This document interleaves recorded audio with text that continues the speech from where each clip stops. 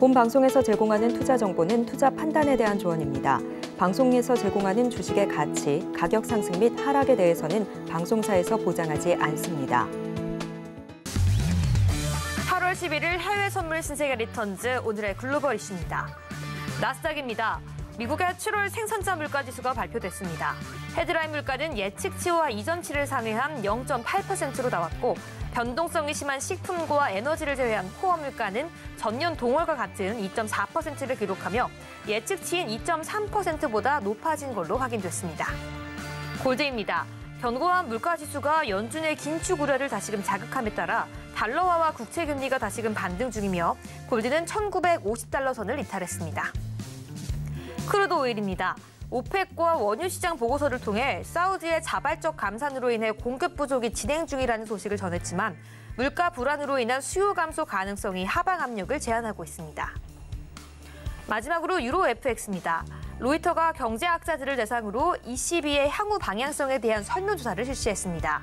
그 결과 9월 금리 동결이 유력하지만 여전히 높은 물가로 인해 연말까지의 추가 인상 가능성은 남아있다는 답변이 우세했습니다.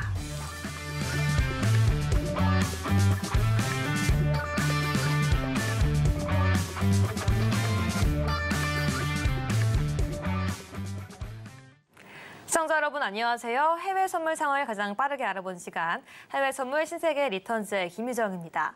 한국 시간으로 밤 10시 30분 미증시는 개장을 했고요. 지금 3대 지수 하락 출발하는 모습 확인되고 있습니다. 전일 미증시는 소비자 물가지수 발표를 통해서 물가 둔화세 지속이 확인되며 연준의 9월 정책금리 동결 가능성에 대한 기대감이 상승했습니다. 하지만 이후 이어진 연준 당국자의 발언과 국채금리 상승에 주가지수 오름폭은 제한되는 모습 보여주었고요. 오늘도 개장 이후에 하락하는 모습 보여주고 있는데요. 오늘도 시장의 중요한 이슈들과 발표된 지표들 함께 해석해 보면서 앞으로의 시장 방향성, 다음 주의 전망까지 한번 해보도록 하겠습니다. 오늘 함께하는 마스터 화면으로 만나보시죠.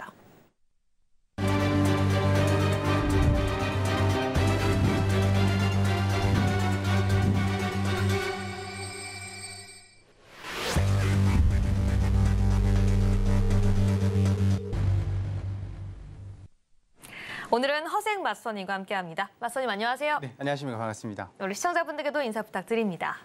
네, 시청자 여러분 안녕하세요. 반갑습니다. 허생입니다. 참 요즘 장세가 변덕스럽습니다. 나스닥뿐만 아니라 S&P 5일 골드 유로까지 한 10분 전, 1시간 전과 막 반대되는 모습도 나오고 그 의외의 모습도 많이 나오고요. 네, 가끔씩 한 번씩 튀는 모습도 나오고 종잡을 수 없는데요. 이럴 때일수록 기준이라는 걸 세우셔서 현명하게 대처를 하셔야 됩니다.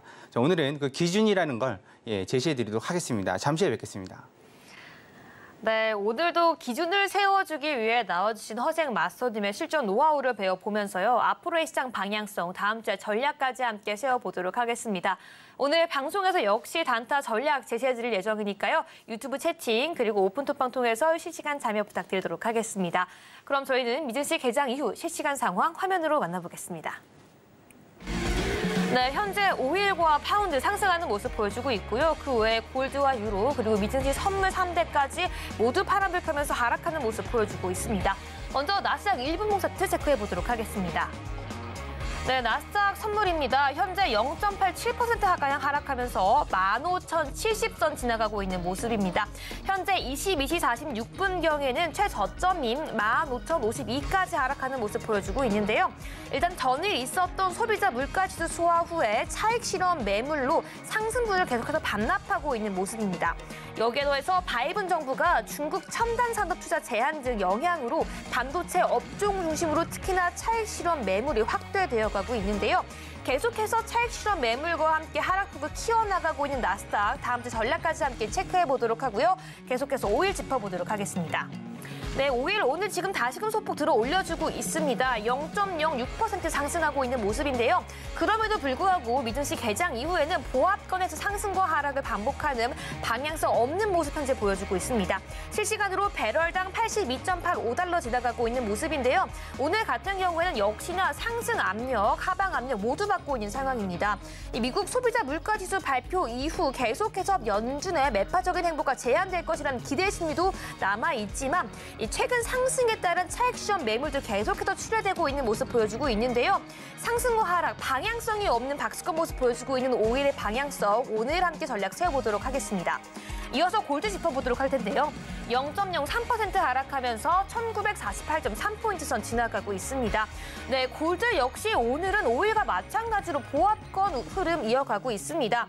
계속해서 달러가 확실한 방향성을 나타내지 않는 모습 보여주고 있는데요. 달러 같은 경우에는 부진한 고용과 소비자 물가지수가 완만한 상승을 보이면서 약세를 보이기도 했지만 계속해서 연준 의원들이 비둘기파적이지 않은 발언을 발휘하면서 그 약세폭 다시 축소해 가고 있는 모습입니다. 네, 방향성 잡을 수 없는 골드 같은 경우에도 오늘 방송 통해서 함께 전략, 단타 전략까지 잡아가도록 하고요. 마지막으로 유로 FX 짚어보도록 하겠습니다. 현재 0.28%가량 하락하는 모습 보여주고 있습니다. 1.098달러선 지나가고 있고요. 현재 저점 만들어주고 횡보하고 있는데요. 역시나 오늘 상승보다는 하방 압력이 크지만 하방에서도 부진한 모습 보여주면서 횡보하는 모습 계속해서 보여주고 있는 유로입니다. 네, 계속해서 유로 같은 경우에도 어떻게 진행될지 오늘 방송 통해서 전략 함께 세워보도록 하시죠. 네, 오늘도 미증시 개장 이후 주요 상품들의 방향성 함께 체크해 봤는데요. 대체로 모든 상품들 보합권에서 움직이면서 방향성 잡기 어려운 모습 보여주고 있습니다. 매일매일 상승과 하락 반복하면서 이 지표 하나하나에 흔들리고 있는 오늘 모습 속에서도 오늘 허생 마스터님과 함께 오늘 중요한 단타 전략 함께 체크해 보도록 하겠습니다. 네, 마스터님 오늘 준비해 주신 단타 전략 지금 바로 공개해 주시죠. 네, 오늘도 나스닥 상품, 지수 상품 준비했습니다. 네, 지금 하방세가 되게 강합니다. 아시다시피 생산자 물가지수 PPI가 9시 반에 발표가 됐고요. 그렇게 많이 차이가 나지 않는데도 불구하고 지금 WTI 원유가 그렇게 여러분께서 아시다시피 한 6주 정도 지금 상승을 하고 있습니다. 이번 주까지 하게 되면 7주 정도 되는 걸로 알고 있는데요. 그러다 보니까 다시 인플레이션이 올라가는 거 아니냐? 그런 우려 속에서 작은 아주 미미한 차이에도 불구하고 PPI가 그렇게 차이 나지 않습니다. 그럼에도 불구하고 지금 증시는 좀 바짝 놀란 그런 모습입니다. 그래서 일단 나스닥은 미증시 개장되면서 더 빠졌는데요. 9시 반이 지금 이쯤 됐습니다. 이쯤 160 정도 있었는데 어느덧 지금 요 정도까지 내려왔습니다. 일단은 단타는 두 군데를 말씀을 드리겠습니다. 첫 번째는 매수는 일단은 040이냐 060이냐 고민을 많이 하다가 일단은 060 내려오면 매수를 받아보시고 손절은 11포인트 잡아보시면 될 것 같습니다. 가까운 자리죠. 네, 그리고 익절은 20포인트 이상 보시면 될 것 같고 그다음 올라오면 여기 115 요 라인에서 일단은 매도 한번 보시면 될 것 같습니다. 마찬가지로 손절은 11포인트, 그리고 익절은 20포인트 이상 보시면 될 것 같습니다. 네, 일단 여기까지 하고 나머지는 자리에 돌아가서 설명드리도록 하겠습니다. 네, 오늘도 나스닥 단타 전략 제시해 주셨습니다. 시장의 방향성 굉장히 어려운 상황이기 때문에 우리 시장의 기준 잡아주시고 이슈 분석해 주시면서 우리 시장의 추세까지 함께 알려주시는 이 마스터님의 전략 너무나도 달콤한데요. 먼저 오늘 매수와 매도 두 가지 전략 모두 주셨습니다. 먼저 매수의 진입가는 15,060포인트에서 진입 가능하다고 말씀해 주셨고요. 손절 11포인트, 익절은 20포인트 이상 가져가라고 말씀해 주셨습니다. 역시나 매도의 경우의 수도 주셨습니다. 매도 진입가는 15,115포인트에서 진입 가능하다고 말씀해 주셨고요. 손절 11포인트, 익절은 20포인트 이상 가져가라고 짚어주셨습니다. 네, 이 모든 전략은 트레이더의 영역이기 때문에 아직 해외 선물에 익숙하지 않은 시청자분들 같은 경우에는 매매에 유의해 주시고요. 그 모든 강의와 시작해 볼 수 있는 내용은 노란톡방 안에서도 함께 할 수 있으니까요. 방송 중에 입장해 주시기 바라겠습니다. 네, 그럼 계속해서 오늘 나스닥 중장기적인 전략도 함께 짚어보도록 하겠습니다. 네, 마스터님, 오늘 이 어제 CPI에 이어서 PPI까지 발표가 되었고요. 이에 시장은 하락하는 모습으로 이 대답을 하고 있습니다. 네, 시장 어떻게 반응을 하고 있는 거고, 어떻게 해석하고 있는 거고, 그리고 다음 주 시장은 어떻게 진행될지 그 내용 함께 정리해 보도록 하겠습니다. 네, 이제 잭슨홀 미팅이 8월 말일, 그러니까 중순에서 넘어가는 말일경이 있습니다. 제가 날짜를 기억했다가 좀 까먹었는데요.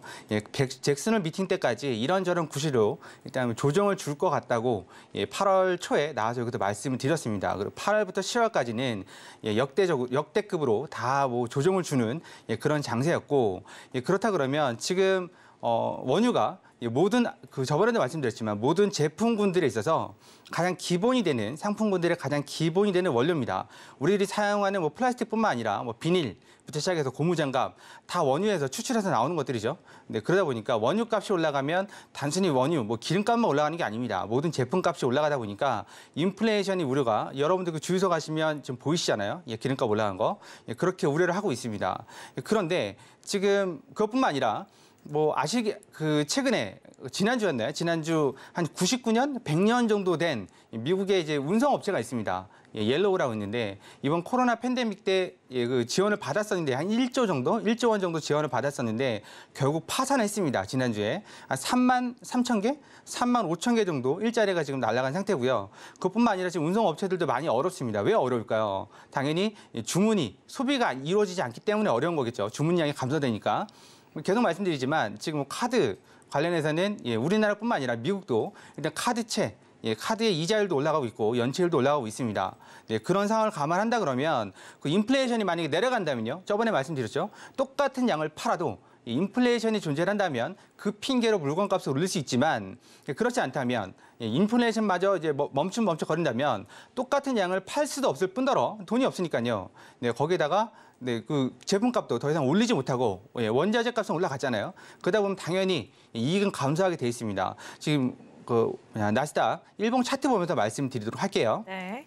네, 지금 일봉 차트를 보시면 이렇게 돼 있습니다. 그때 7월 중순이었나요? 이때쯤 16,000 찍을 때쯤 제가 말씀드렸죠. 일단은 400에서 500을 찍고 그다음에 15,000선까지 밀릴 수 있다고 말씀드렸습니다. 그래서 지금 쭉 밀리고 있고 우리들이 계속 공부했던 MACD를 보시면 이게 계속 펼쳐지고 있습니다. 닫혀지지가 않고 있고요. 마찬가지로 RSI도 30선 아직 도달하기 전입니다. 그렇다 그러면 아직 추가 하락이 여지가 남은 거고 그렇다 그러면 여기 62평선 부딪힐 거라고 말씀드렸죠. 지금 올라와서 62평선은 15,050에 있습니다. 지금 62평선 반등이 나오고 있는 중이니까요. 근데 만약 여기가 무너진다 그러면 당연히 15,000선이겠죠. 15,000선을 이렇게 그어보면 15,000선이 지켜지지 못한다면 왼쪽을 보세요. 지켜지지 못한다면 여기 꼬리가 있죠. 이 부분까지 이 부분이 지금 850. 850까지 한번 찍고 올 수 있다고 말씀드렸습니다. 지금까지는 보시면 21일평선을 이렇게 딛고 일어섰단 말이죠. 아니면 11일평선을 딛고. 근데 여기 무너지면서 지금 21일평선이 뚫렸습니다. 그럼 61일평선 지지를 못한다 그러면 여기 122평선까지 내려갈 수는 있겠지만 뭐 오늘 내일 내려갈 건 아니니까 8월, 9월, 10월 딱히 증시에 호재가 없는 한 이 부분은 여지없는 현실이 될 수도 있습니다. 적어도 14,500 정도까지는 찍으러 갈 수는 있는 거죠. 여기 보시면 왼쪽에 어차피 계속 반복되는 거니까요. 14,500이랑 14,300 이렇게 지지를 많이 받았었잖아요. 근데 여기까지 500, 400, 300 이 정도까지는 내려갈 수가 있습니다. 그러니까 지금 많이 떨어졌으니까 매수 잡아야 되겠지? 절대 안 되죠. 근데 그때 우리 기법 강의 시간 때 말씀드렸잖아요. MACD가 여기가 닫히기 시작할 때 지금 벌어져 있잖아요.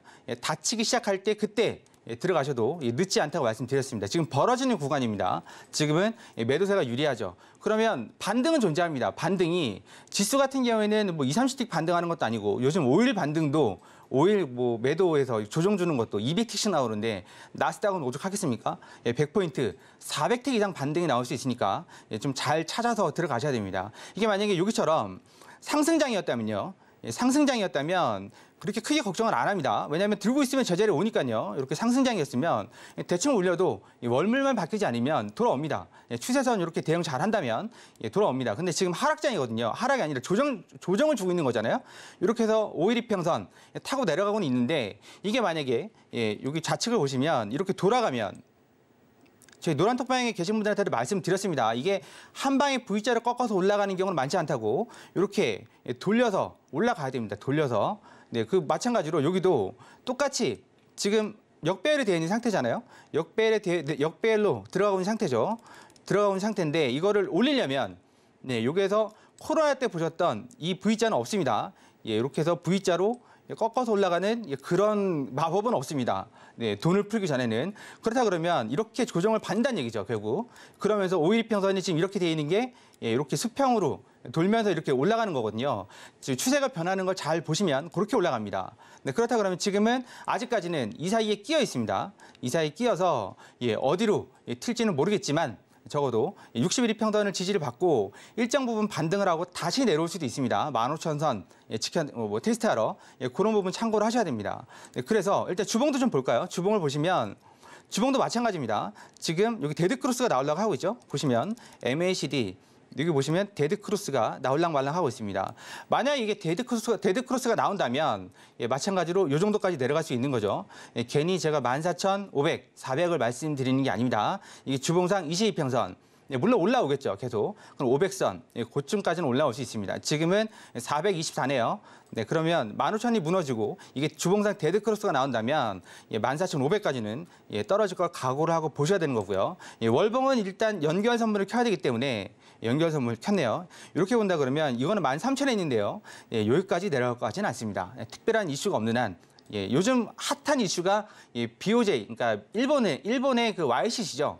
오늘 이제 그 자료 준비했고 내용을 준비했지만 일본의 YCC, 그다음에 유럽의 통화 정책 영향을 받습니다. 미국 혼자 지금 자기 혼자 잘났다고 막 올라가고 아니면 뭐 이상하다고 떨어지는 그런 시기가 아닙니다. 왜냐면 금리가 상단에 정해져 있고 더 갈 자리가 없고 이제 금리가 동결되고 떨어질 일만 남은 상태인데 그런 상태라면 이게 유지를 얼마나 할 것인지 또 기조를 언제 바꿀 것인지 그게 미국 혼자 결정할 수 있는 게 아니거든요. 그러면서 지금 미국 기업들은 줄줄이 파산하고 있습니다. 여러분들께서는 잘 모르시지만 작년에 파산한 기업 숫자가 제가 기억이 잘 안 나는데 작년에 파산한 기업 숫자를 합한 게 올해 7월 달 그 합한 숫자보다 작습니다. 한마디로 지금 초과했어요. 7월 달까지 미국에서 파산한 기업이 작년 파산 기업을 초과했습니다. 그만큼 경기가 안 좋습니다. 근데 지금 올라가고 있죠. 모든 조건들이 안 좋은데도 올라간다. 그럼 떨어진다면 급하게 떨어집니다. 노란톡방에서 이제 어떤 분께서 이제 지금 그런 인버스, 우리나라 말하면 인버스죠. 인버스를 지금 사도 되겠느냐? 아직은 아니죠. 아직은 한 발 정도는 남았습니다. 그러면서 우스갯소리로 말을 했습니다. 비스켓에 개미가 묻었을 때 먹는 방법이 세 가지입니다. 개미를 불어서 털어내거나 아니면 개미를 비스켓에 찍어서 눌러서 없애거나 아니면 그 개미 은희처를 먹는 건데요. 메이저들 또 부자들은 이미 현금화를 하고 있는데 마지막으로 현금화를 한 번 더 하기 위해서는 쳐 올려야 되겠죠. 그러려면 흔들었다가 개미들을 소액 우리 개인 투자자죠. 개인 투자자들을 털어내고 그러고 나서 한번 불꽃 치고 떨어지면 떨어졌지 지금 이 상태로 쭉 내리지는 않을 겁니다. 늘상 그래왔으니까요.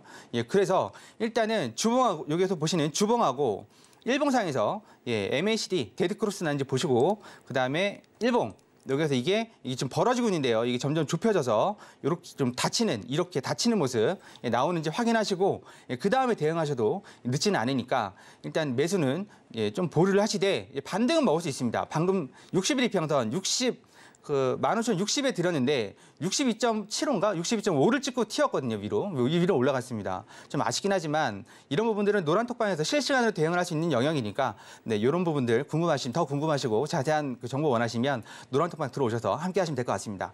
여기까지 나스닥 마치도록 하겠습니다. 네, 여기까지 나스닥의 중장기적인 전략까지 함께 세워봤는데요. 이 방송 중에는 오늘을 기준으로 함께 이야기하지만 계속해서 노란톡방 안에서 여러분들의 앞으로 전망 함께 세워갈 수 있습니다. 오늘 역시 노란톡방 입장하시며 모든 자료집 함께 드리고 있으니까요. 어떻게 시황을 분석할 수 있는지 시장을 보는 방법 지금 바로 자료집까지 받아서 함께 분석해 보시기 바라겠습니다. 네, 그럼 저희는 계속해서 골드 전략 함께 세워보도록 하겠습니다. 차트 만나보시죠. 네, 현재 골드 같은 경우에는 다시금 빨간불 켜고 있습니다. 하지만 이 보합권에서 이 상승과 하락, 등락을 반복하는 모습 보여주고 있는 오늘의 골드인데요. 네, 마스터님, 오늘 골드 같은 경우에는 매수, 매도, 관나 중에 어떤 전략이 유효할까요? 네, 골드는 지금 양방향으로 매매가 좀 가능할 걸로 보여집니다. 네, 그래서 올라오면 매도, 밑에서는 매수를 받으시는 게 지금 차트 보면서 설명을 드릴게요. 네. 네, 지금 골드는 아주 이쁘게 역배를 만들고 있죠. 이렇게 역배를 만들었습니다. 우리는 빨주노초 파남보를 쓰기 때문에 빨간색 여기가 5이평선, 여기가 12평선, 여기가 22평선, 녹색이 62평선 이렇게 돼 있습니다. 그러면 여기에서 아까 말씀드렸죠. 코로나 때처럼 이렇게 꺾어서 V자로 올라가는 마법은 없습니다. 그러면 어떤 모습이냐? 이렇게 횡보를 하면서 512평선을 돌리죠. 아까 말씀드리려고 했던 게 이겁니다. 이렇게 해서 내려와서 횡보를 하고 이렇게 돌려서 올라갑니다. 마찬가지로 적어도 이 정도까지는 아니더라도 이게 좀 장시간 일봉입니다. 골드 일봉. 여기서 꽤 오랜 기간 횡보를 했지만 적어도 이 정도까지는 아니더라도 이 정도는 절반 정도는 시간이 소요됩니다. 예, 바로 V자를 올리는 건 좀 바로 올리면 바로 또 꼬꾸라십니다. 그래서 요즘 골드에 물으신 분들이 상당히 많아요. 무슨 얘기냐? 이게 한 번씩 위로 튀잖아요. 위로 쏩니다. 아시죠? 위로 쏩니다. 그러면 따라 들어가서 잘 가겠지 했다가 그냥 쭉 미끄러져서 밑에 저점 깨고 또 내려가고. 그래서 지금 골드를 보시면 패턴이라는 게 정해져 있죠. 지금 보시면 5일 이평선을 타고 쭉 이쁘게 내려가고 있습니다. 근데 어느 순간 골드가 5일 이평선 위에서 마감을 하게 되면 이제 상승을 하나? 그렇게 보시면 되는데 뭐라고요? 이렇게 조정을 주면서 오르락 내리락 하면서 올라갈 수 있습니다. 마찬가지로 또 MACD하고 RSI 우리 다이버전스 때 배웠고 순 방향으로 가는 것도 배우셨죠? 그 시간까지 기다려야 됩니다. 그렇다면 지금 골드는 이 자리 1940이죠? 직전 저점이 1939.2, 1940입니다. 40 그리고 45. 이 두 자리가 중요하다고 말씀드렸습니다. 만약 이 두 자리가 깨지면 1920, 1910까지 내려갈 수 있습니다. 1920, 1910 주봉상 그리고 월봉상 이평선들 자리죠. 그거 깨지면 1900. 그럼 중간에 한 200틱, 300틱이 빕니다. 근데 그거 잘 감안하시라고 말씀드렸습니다. 1940 들어가셔서 한 30틱 정도 밀리면 나와야죠. 25틱, 30틱 정도 밀리면. 그러면 1940, 45는 매수를 받아볼 만한 자리입니다. 계속 버티고 있죠. 이 자리를 며칠째. 버티고 있습니다. 그럼 어디까지? 5일 이평선이죠. 계속 말씀드리잖아요. 5일 이평선 타고 종가 마감으로는 타고 내리고 있습니다. 그러면 좀 디테일하게 볼게요. 이렇게 보시면 지금 45쯤에서 걸리죠. 45쯤에서 걸리고 밑으로 내려오면 42.7. 그러면 42.7. 그 밑이 40이라고 말씀드렸죠. 40, 41. 그 저번에도 한번 말씀드렸습니다. 이 자리 오면 매도를 치지 마시고 제발 가만히 계시든가 아니면 매수라도 잡으시라고. 거기서 매도 따라 들어가시면 안 됩니다. 그러면 내려오면 45, 1945 정도에서는 매수를 받아볼 수가 있고 위로 올라오면 여기죠. 67, 66, 65 정도가 되겠네요. 1965, 이 정도에서 일단 매도를 쳐보시면 될 것 같습니다. 양쪽. 45, 1945, 1965 매수 매도. 손절은 25틱 정도 주시면 될 것 같고 익절은 40에서 50틱 정도 보시면 될 것 같습니다. 골드 같은 경우에는 지금 달러 인덱스하고 연관이 있긴 하지만 달러 인덱스가 움직인다고 해서 실시간으로 이게 뭐 변하지는 않습니다. 어떤 분들은 달러 인덱스를 켜놓고 이거 뭐 올라가면 골드 매도 치고 내려가면 골드 매수 받고 하시는데 그러시면 안 됩니다. 이게 한 번은 노란 톡방에 들어오셔서 어떤 분이 문의를 하셨어요. 뭐라고 문의했냐면 지금 달러 인덱스가 내려가고 있는데 골드를 매수를 잡아야 될까요? 그런데 골드가 횡보였습니다. 그래서 말씀드린 건 100% 그거 따라가시면 안 된다고. 영향을 덜 받을 때가 있고 더 받을 때가 있으니까 그걸 감안하셔서 하셔야 된다고 말씀드렸습니다. 이외에도 골드 그 자리나 아니면 시황 궁금하시면 노란 톡방에 들어오셔서 마저 브리핑 이어가도록 하겠습니다. 여기까지 하겠습니다. 골드. 네, 요즘 많은 분들이 매매하기 어려워하는 골드에 대한 전략도 함께 다시 들어봤는데요. 오늘 같은 경우에는 매수와 매도 모두 진입 가능하다고 말씀해 주셨습니다. 먼저 매수 같은 경우에는 1945달러, 매도는 1965달러 매도 가능하다고 말씀해 주셨고요. 손절 20틱, 익절은 3에서 40틱 가져갈 수 있다고 말씀해 주셨습니다. 네, 지금 바로 오픈토방 입장해야 하는 이유가 하나가 더 있는데요. 이 평일 계속해서 함께 시장에 대한 전략 함께 세워갈 수 있고요. 여기에 더해서 계속해서 수익 극대화해주고 계시는 허생 마스터님의 시황 자료집까지 오늘 들어오시는 모든 분들에 대해서 선물로 드리고 있습니다. 이 자료 내에서 어떻게 이슈와 함께 차트를 분석할 수 있는지 기본적인 분석과 기술적인 분석 모든 내용들 함께 들어있으니까요. 이 마스터님께서 어떠한 방법으로 차트를 분석해서 시장을 들어가는지 그 모든 내용까지 궁금하시다면 지금 다시 들어오셔서 받아가시기 바라겠습니다. 네, 그럼 계속해서 5일 함께 짚어보도록 하겠습니다. 네, 오늘 5일 빨간불 켜고 있습니다. 현재 0.6%가량 상승하는 모습 보여주면서요. 오늘 83.38달러 선에 지나가고 있는데요. 네, 오늘 5일 같은 경우 전략, 매수, 매도, 관명 중에 어떤 전략 유효할까요? 네, 5일은 떨어졌을 때 매수를 받으시는 게 좀 많이 유리하실 걸로 보입니다. 지금 뭐 아시겠지만 5일이 지금 상승하는 이유가 하도 많아서요. 다 갖다 붙여가지고 5일이 왜 상승하는지는 인터넷 쳐보시면 다 나옵니다. 그런데 우리는 이제 매매를 하는 입장이잖아요. 아까 저 노란톡방에서 어떤 분께서 5일이 이대로 하락하는 건가요? 라고 말씀을 하셨습니다. 근데 이대로 하락하지는 않습니다. 지금 5일이 뭐 약간 좀 음모론적인 얘기지만 투기 세력들이 또 이제 붙은 걸로 지금 나옵니다. ETF나 아니면 선물 쪽으로 네 그렇게 나오는데 투기 세력들이 솔직히 10% 먹으려고 아니 뭐 20% 먹으려고 네 그렇게 뭐 매니징을 하는 건 아니니까요. 예, 그러면 하나 알아두셔야 될 건 제가 여기죠. 67달러일 때부터 네 주구장창 오일은 네 여기만 안 깨지면 67, 68 요 자리만 안 깨지면 예, 82, 83 요 정도 온다고 간다고 말씀을 드렸습니다. 그런데 문제는 뭐냐? 월물이 바뀐다는 거죠.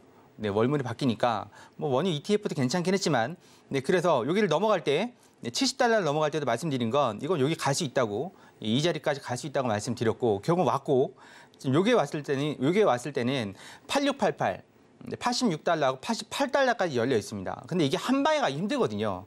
예, 그리고 83달러 82달러 왔을 때는 여기도 마찬가지로 예, 한 방에 뚫기 힘들다고 말씀드렸습니다. 그 이유는 예, 왼쪽을 보시면 예, 여기서 많이 걸리기 때문에 예, 이게 뭐 월물이 있다 보니까 다 팔았을 거예요. 팔긴 팔았지만 사람들 기억 속에서는 네, 이게 그렇게 만만하지 않습니다. 쉽게 얘기해서 새우깡이 1,000원이었다가 2,000원 하면 예, 2,000원, 네, 2,000원 그 가격에 대한 그 기억은 계속 존재하는 거거든요. 마찬가지로 원유도 네, 83달러 중반대에서 67달러까지 70달러까지 계속 올라오면 떨어졌기 때문에 다들 올라오면 차익 실현을 하려고 하지 거기서 매수를 그냥 그러니까 대놓고 받는 게 아니라 시장가로 매수를 들어오는 사람들은 없을 거란 얘기죠. 그러면 이게 계속 완충 역할을 하면서 80달러가 결국 비싼 게 아니야. 지금 입장에서는 예, 그렇게 인식이 돼야지 위로 올라갈 수 있다고 말씀드렸습니다. 그래서 고백으로 왔다 갔다 한다고 예, 여기에서 서울경제TV에 나와서도 말씀드렸고 그다음에 그 노란톡방에 계신 분들께도 계속해서 한 달 넘게 말씀드렸습니다. 그래서 이게 조정을 줄 거니까 그리고 80달러가 지지가 되고 예, 82달러가 지지가 되면 80달러, 그러니까 78달러, 77달러가 지지가 되면 80달러에서 이제 계속 머물게 될 거고 80달러에서 지지가 되게 되면 82, 83에서 계속 머물게 될 거고 82달러에서 지지가 되면 이제는 84달러 부근에서 머물게 될 거라고 말씀을 드렸습니다. 차근차근. 그럼 지금은 오늘 같은 경우에는 지금 11일 평선을 딛고 일어섰죠. 오늘 저점이 보시면 네, 82.23. 네, 11일 평선이 82.25잖아요. 지금 밑에 보시면 네, 11일 평선 지지를 받은 겁니다. 그럼 내려올 때마다 5일 평선하고 11일 평선에서 매수를 받으시는 게 유리합니다. 왜냐? 위로는 어디까지 갈지 몰라요. 8688이라고들 하는데 가야 가는 거잖아요. 네, 가야 가는 거기 때문에 5일 같은 경우는 일봉상 매매를 우리 그 서울경제 TV 방송이 끝나고서도 한 번씩 내려오잖아요. 이렇게 보시면 네, 5일 평선 내려오고 11일 평선 내려올 때 네, 겁먹지 마시고 들어오시면 됩니다. 그럼 지금 좀 디테일하게 볼게요. 지금 상황에서는 이 자리가 지금 11일 평선 자리란 말이죠. 82.25. 네, 그러면 다시 한번 내려온다 그러면 깨러 내려오는 거거든요. 그럼 여기까지 안 내려온다는 전제 하에 우리가 받을 수 있을 만한 자리는 이 자리죠. 예, 우리 마디값 배우셨죠? 82.60. 이 자리쯤에서 받아볼 수가 있습니다. 그리고 올라온다면요. 예, 계속 걸리는 자리를 찾아보셔야죠. 찾아본다면 이거 조금은 넓혀서 찾아본다면 네, 이쯤에서 좀 멀게 느껴지시겠지만 오일이 요즘 한 번 쏘면 날아다닙니다. 그 기억하셔야 되고 그러면 84.10이 되겠네요. 10. 예, 이렇게 매수는 82.60, 예, 매도는 84.10에서 예, 받아보시면 될 것 같습니다. 이게 한 방에 또 84달러를 뚫고 예, 85, 86을 가기는 힘듭니다. 예, 왔다 갔다 하면서 가는 거기 때문에 예, 84.10 매도 그리고 82.60 예, 매수를 받아보시면 되고 손절은 25틱. 저희는 언제나 25틱 보시면 될 것 같습니다. 근데 이제 오일은 아셔야 되는 게 만약에 이게 한 번쯤은 나스닥하고 똑같이 이런 식으로 겁을 줄 수 있습니다. 예, 무슨 얘기냐? 이날 겁먹고 파신 분들 많거든요. 계속 뭐라고 말씀드렸죠? 80달러. 80달러 계속 말씀드렸잖아요. 근데 이 자리하고 여기 78.5060 이 자리 계속 말씀드렸습니다. 그러면 마찬가지로 여기서 내려온다면 다시 한번 이 정도까지 어디죠? 이 정도까지 80.50 아니 81달러까지 찍으러 내려올 수 있습니다. 그러면 네, 그때 이제 빠지는구나라고 해서 매도로 막 오버나잇 하시고 그러지 마시고 네, 적절히 지지되는 거 확인하시고 MACD, RSA 참고하셔서 네, 그 매수 대응하시면 큰 수익 가져가실 수 있을 거라 그렇게 볼 수 있습니다. 그래서 이 부분들 조심스럽게 대응하시고 만약에 대응이 어렵다 아니면 더 알고 싶으시다면 노란톡방 들어오셔서 함께 대응해 나가실 것을 추천드리겠습니다. 오일은 여기까지 하겠습니다. 네, 오늘도 5일 같은 경우에는 매수 자리, 매도 자리 모두 제시해 주셨는데요. 이 부분도 어렵다면 지금 바로 오픈투방 들어오시면 더욱더 자세하게 함께 전략 짚으면서 공부까지 함께 갈 수 있다라고 말씀해 주셨습니다. 네, 오늘도 허생 마스터님께서 시청자분들을 위해서 다시 한번 새로운 자료 업데이트해서 만들어 와 주셨습니다. 지금 오늘 이 방송 시청하시면서 입장하시는 모든 분들 들어오시자마자 신청해 주시면 바로 전달해 드리는 파일이라고 하는데요. 어떻게 시황을 분석하고 차트적인 기술적인 분석 내용은 그날의 이슈와 함께 엮어서 수익을 낼 수 있는지 그날의 모든 차트로 함께 자료 만들어 주셨습니다. 이 내용 모두 받아서 정확하게 수익 낼 수 있는 그 방법, 실전 노하우까지 받아가기 위해서는 지금 오픈톡방 들어오셔서 신청하자마자 모든 강의 내용 무료로 받아갈 수 있으니까요. 지금 바로 함께해 주시기 바라겠습니다.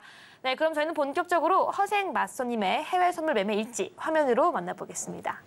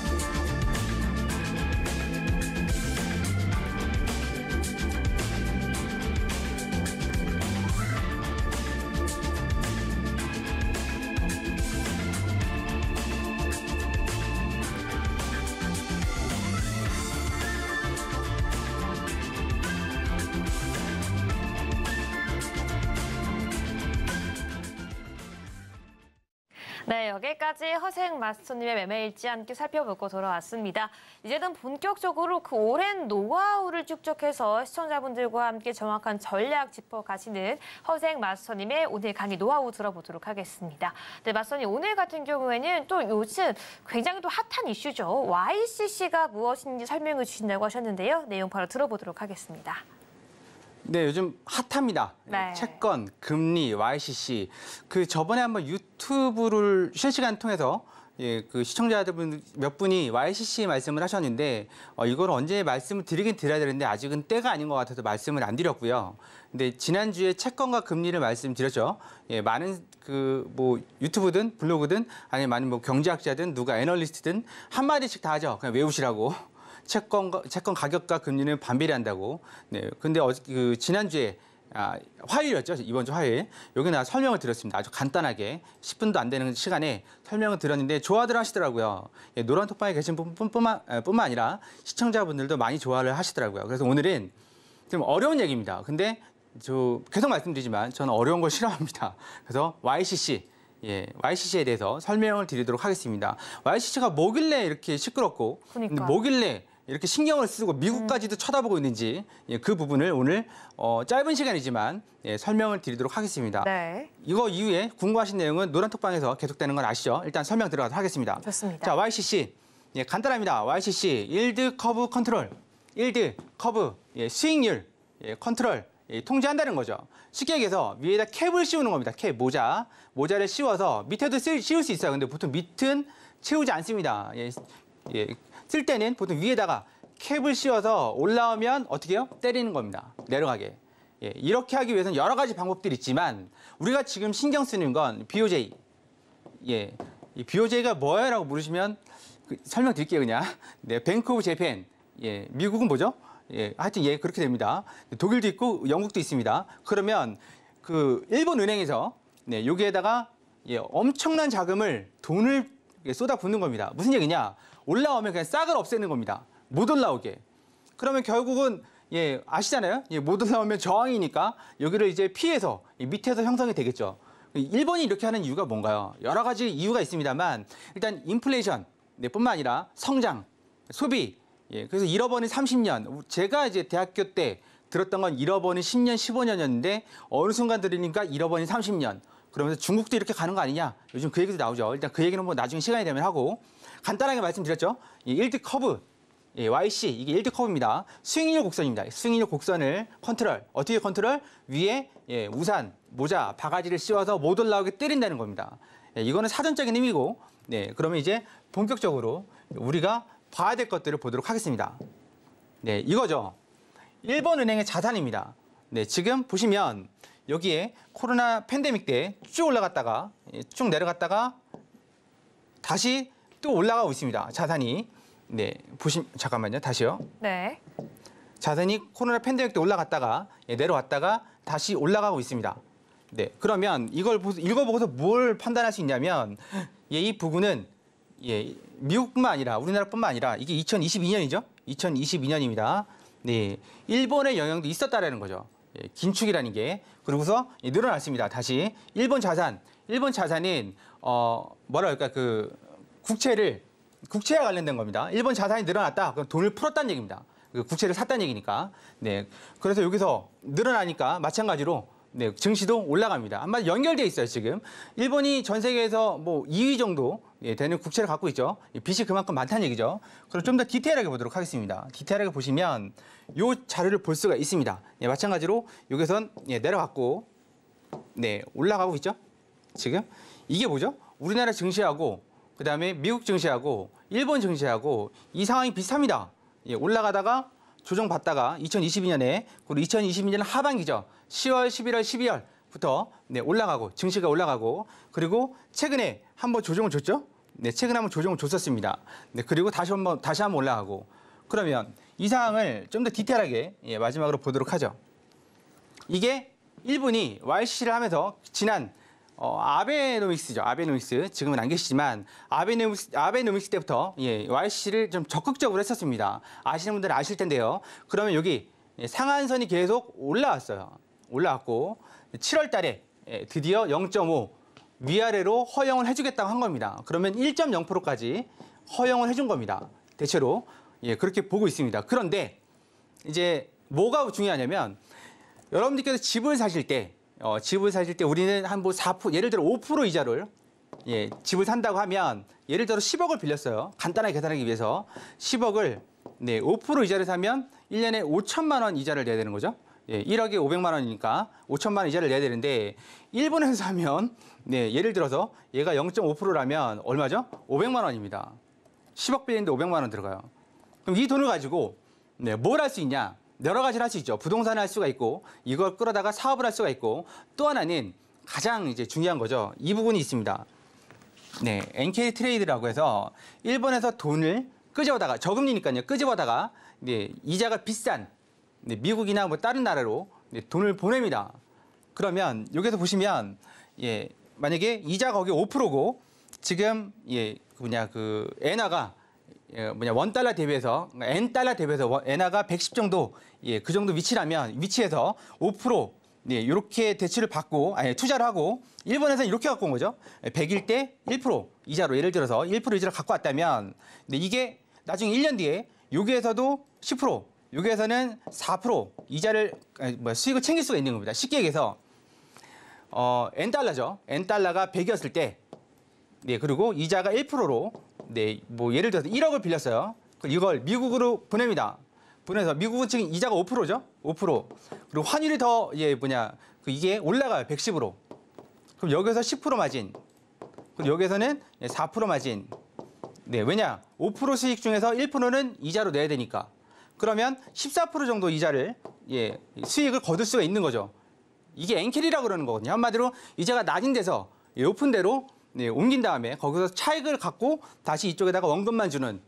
네, 그럼 결국은 일본은 예전에 이제 유럽하고 똑같은 거죠. 유럽하고 같이 마이너스 금리였으니까 지금은 이제 금리가 없던 상황에서 있던 상황으로 변한 겁니다. 그러면 이러다 보니까 돈은 푸는데 돈이 일본에 없어요. 다 미국 가 있습니다. 네, 돈을 푸는데 돈은 일본에 없어요. 저기 동남아시아 신흥국에 가 있습니다. 이자 세니까요. 브라질, 칠레만 하더라도 10%가 넘어가니까. 네, 그러면 일본은 밑 빠진 독에 물을 붓는 거잖아요. 네, 그리고 일본 내 투자도 안 이루어지고, 네, 그리고 뭐 일본 내 소비도 안 이루어지고, 그런데도 불구하고 원자재 값이 올라가니까 2%였던 인플레이션이 3%가 넘어가죠. 2%에서 3%가 됐다는 얘기는 한 40% 정도 올라갔다는 얘기죠. 45% 정도 맞나요? 25%? 예, 그 정도. 하여튼 그 정도 올라간 거, 50%가 올라간 거군요. 2%에 3% 갔다면 그 정도가 올라갔는데 돈이 안 돌아요. 그럼 이 상황을 어떻게 타결을 해야 되나요? 금리를 올려야 돼요. 금리를 올려야 되는데 금리를 올리면 문제가 뭐죠? 네, 일본도 정부 예산의 20% 이상을 이 이자를 내는데 씁니다. 미국하고 똑같죠. 미국도 3위죠. 3위가 정부 국채 이자 내는데 쓰고 있는 거고 마찬가지로 일본도 그런 상황입니다. 그러니까 금리를 마냥 올린다고 해서 좋은 건 아닌 거죠. 그렇다고 해서 엔달러를 강세로 끌고 갈 수 없는 거죠. 왜냐하면 수출하는 입장에서 수입하는 입장이 다 다른 거잖아요. 네, 그러다 보니까 지금 YCC 이 상한 곡선을 상한 캡을 지금 0.5%까지 아래 위로 일정 부분 용인해 주기로 했는데 지금 시장에서는 1%까지 보고 있습니다. 1%까지 간다 그러면 얘기가 달라지는 거죠. 엔화도 이제 더 이상 초약세에서 조금 벗어나서 강세로 온다면 여기서 이게 110이 아니라 예를 들면 105가 되는 거고, 네, 그리고 이게 1%가 아니라 예를 들면 2%가 된다면 이 부분 환차를 고려한다면 더 이상은 14%씩 이자를 못 남기는 거죠. 수익을 못 남기는 거죠.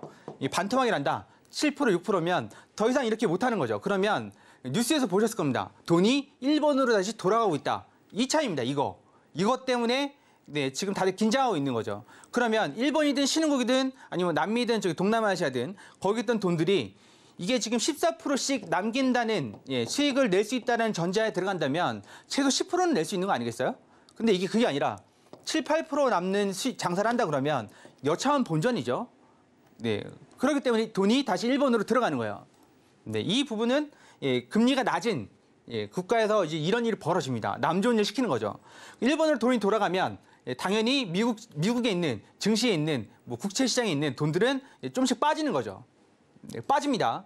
그렇기 때문에 다들 긴장하고 보고 있는 거죠. 유럽도 마찬가지고.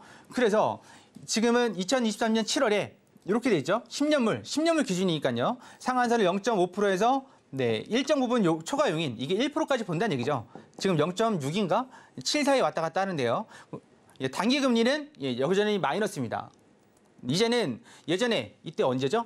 기존에는 상한선 0% 약간 뭐 0.05, 0.02 막 그런 식으로 해서 무제한으로 돈을 있는 대로 다 쏟아 부어가지고 이 상한선을 잡은 겁니다. 근데 금리는 다른 나라 올라가고, 일본은 더 이상 올릴 수가 없죠. 이자 때문에. 그러다 보니까 결국은 YCC라는 이 정책을 이제 뭐 폐지하니 어쩌니 그러는데 완전 폐지는 못합니다. 이거 폐지하면 일본이 무너질 수도 있으니까 그래서 금리 상단선을 올리는 거고, 그렇게 해서 자금을 일부 또 흡수를 해서 그렇게 진행을 해야 되는 상황입니다. 좀 많이 어렵지만 오늘 두 가지만 기억하시면 돼요. YCC 상단선을 정하는 거고, 그렇게 됐을 때는 일본의 낮은 금리가 올라가서 또 이제 엔캐리 트레이드 기억하시고, 그래서 일단 외국에 나와 있던 돈들이 일본으로 들어오기 때문에 전 세계가 긴장을 할 수 있다. 일단 시간 관계상 여기까지 하도록 하고요. 더 궁금하신 내용은 노란톡방 들어오셔서 물어보시면 되고 그 부분들을 깔끔하게 해소해 드리도록 하겠습니다. 일단 오늘 여기까지 준비한 내용 여기까지 마치도록 하겠습니다. 네, 오늘도 허생 마스터님과 함께 YCC에 대해서 함께 공부해봤습니다. 관련된 내용 지금 바로 노란톡방 들어오셔야지 관련해서 어떻게 수익까지 연결할 수 있는지까지 함께 전략 세워볼 수 있으니까요. 지금 방송 중에 함께 해주시기 바라겠습니다. 네, 저는 이제 본격적으로 단타 전략 다시 한번 체크해보도록 하겠습니다. 오늘 허생 마스터님 나스닥으로 단타 전략 제시해 주셨죠. 두 자리 주셨는데요. 먼저 매수는 15,060포인트, 매도는 15,115포인트 진입 가능하다라고 말씀해 주셨고요. 각각 손절시 1포인트, 익절 20포인트 이상 가져가라고 짚어주셨습니다. 그럼 현재 상황 확인해 보시죠. 마스터님. 네, 이걸 확인을 했습니다. 근데 일단 우리가 제시를 하고 여기서 제가 기억하기로는 062.75 그러면 몇 틱이죠? 8틱에 한 10 몇 틱 정도, 11틱 정도 못 왔습니다. 06분까지. 그리고 여기 115에 잡은 건 116인가 117인가 거기를 찍고 여기까지 왔어요. 그러니까 한마디로 여기 살짝 손질이 오버된 거고 여기는 살짝 도달하지 못한 겁니다. 이게 아시겠지만 실시간으로 대응을 했다 그러면 살짝 올려서 잡았을 거고 여기는 살짝 올려서 매도를 쳤거나 아니면 손절을 살짝 늘렸을 겁니다. 이게 참 여러분들께서 아시겠지만 이게 밑에 MACD도 있고 RSI도 있고 실시간으로 보조지표를 보면서 대응을 하면 편한데 여기 나오시는 마스터님들께서 마디가로 정하다 보니까 참 어려운 게 많이 있습니다. 그래서 이런 부분들을 실시간으로 대응을 하고 또 좀 보완을 하고 싶으시면 노란톡방 들어오셔서 함께 대응해 나가시는 게 좋은 방법이라고 생각합니다. 네, 그래서 좀 많이 아쉽긴 하지만 나머지 실시간 대응은 노란톡방에서 이어가도록 하겠습니다. 네, 여기까지 단타 전략 다시 한번 체크해봤고요. 여기서 끝이 아닙니다. 지금 바로 노란톡방 들어오시면 관련된 전략 다시 한번 체크해보는 것뿐만 아니라 이 시황 자료집까지 제공이 되는데요. 마스터님, 이 자료집을 받으면 어떻게 활용할 수 있는지 우리 시청자분들께 다시 한번 설명 좀 부탁드립니다. 네, 저도 개인 매매를 참 오래 했습니다. 오래 했고 방송도 참 꽤 오래 했는데요. 네, 그러다 보니까 여러분들 아실 거예요. 가끔 욱해가지고 나도 모르는 박스장에서 위아래로 다 손절 나가는 그런 모습들 돌아보면 참 바보 같죠, 내가. 그런 모습도 있는 거고. 근데 그런 것들을 좀 미연에 방지하려면 좀 릴렉스 해야 될 필요는 있지만 우리는 사람이다 보니까 순간적으로 욱하는 것도 있겠지만 중요한 건 학습이 되지 않고 그게 복습이 되지 않는다면 다시 그 자리가 온다면 똑같이 그렇게 하더라고요. 저 역시도 그랬고. 그렇다면 저희가 노란톡방에서 실시간으로 주야로 이렇게 드리는 자료집들은 매일같이 드리고 있습니다. 주야로 드리고 있는데 그거를 나는 이렇게 보는데 저 사람은 이렇게 보는구나라고 참고를 하셔도 되고 아니면 거기에 지리 저항 때나 그런 부분들이 있으니까 그것도 역시 마디가도 참고하시면 되고 전략 같은 경우에도 내가 생각한 거하고 같다면 밀고 나가시면 되겠지만 그렇지 않다면 한 번쯤 재고를 해보실 여지도 있는 거죠. 책자는 일주일치를 몰아서 책자로 만들었고요. 그거 보시면 내가 손실 나간 부분을 체크해 보시면 왜 손실 나가는지 보실 수가 있습니다. 추세선도 그어드리고 있으니까. 그리고 당장 지금 실시간으로 해야 된다. 그러시면 노란톡방에서 실시간으로 받아보실 수 있으니까 받아보시면서 대응하시면 됩니다. 우리가 좀 이런 말씀 드리기 뭐하지만 아침 저녁으로 신문 하나 보신다고 보시면 될 것 같습니다. 네, 좋습니다. 이 모든 자료집 지금 들어오셔야지 받아갈 수 있고요. 저희는 마지막으로 핵심 포인트 함께 정리해 보도록 하겠습니다. 네, 오늘의 나스닥 전략 제시해 주셨습니다. 먼저 단타 전략 15,060포인트에서 매수, 15,115포인트에서 매도 가능하다라고 짚어주셨습니다. 손절 11포인트, 익절 20포인트 이상 가져가라고 말씀해 주셨고요. 8월 24일에서 26일 잭슨홀 미팅 전까지는 조성세가 지속될 것이라고 말씀해 주셨습니다. 60일 이평선인 15,550포인트 이탈할 경우에는 14,300에서 14,500포인트까지도 도달 가능하다라고 말씀해 주셨습니다. 계속해서 오늘 골드 전략도 함께 짚어봤습니다. 견고한 물가지수가 연준의 긴축 우려를 다시 자극함에 따라 달러화와 국채금리는 다시 반등하고 골드는 1,950달러 선을 이탈하는 모습 보여주고 있습니다. 오늘의 골드 단기 전략 1,945달러에서 매수 역시 가능하고요. 1,965달러에서 매도 진입까지 가능하다라고 두 가지 진입가 모두 주셨고요. 각각 모두 손절은 20틱, 익절은 30에서 40틱 가져가라고 짚어주셨습니다. 마지막으로 크루드 오일 전략도 함께 세워봤습니다. 물가 불안으로 인한 수요 감소 가능성이 하방을 제한하고 있는 가운데 오늘 전략은 82.6달러에서 매수 가져가려고 말씀해 주셨고요. 84.1달러에서는 매도 역시 가능하다라고 말씀해 주셨습니다. 손절 역시 25틱 가져가라고 해주셨고요. 중장기 전략으로는 86에서 88달러까지도 도달 가능하다라고 말씀해 주셨습니다. 네, 오늘도 핵심 포인트 요약해 보면서 방송 정리해 봤습니다. 네, 마스터님 오늘도 좋은 말씀 감사드립니다. 네, 감사합니다. 네, 본 방송에서 제공하는 정보는 투자 판단을 위한 조언일 뿐 해당 상품의 가치나 수익률을 보장하지 않습니다. 끝으로 서울경제TV와 서울경제신문은 당사의 고유 브랜드입니다. 최근에 다양한 사칭 피해가 일어나고 있으니 시청자 여러분들께서는 각별히 유의해 주시기 바라겠습니다. 오늘 저희가 준비한 내용은 여기까지입니다. 저희는 다음 주 이 시간에 더욱더 알찬 내용으로 찾아오겠습니다. 오늘 밤도 시청해주신 여러분 모두 고맙습니다.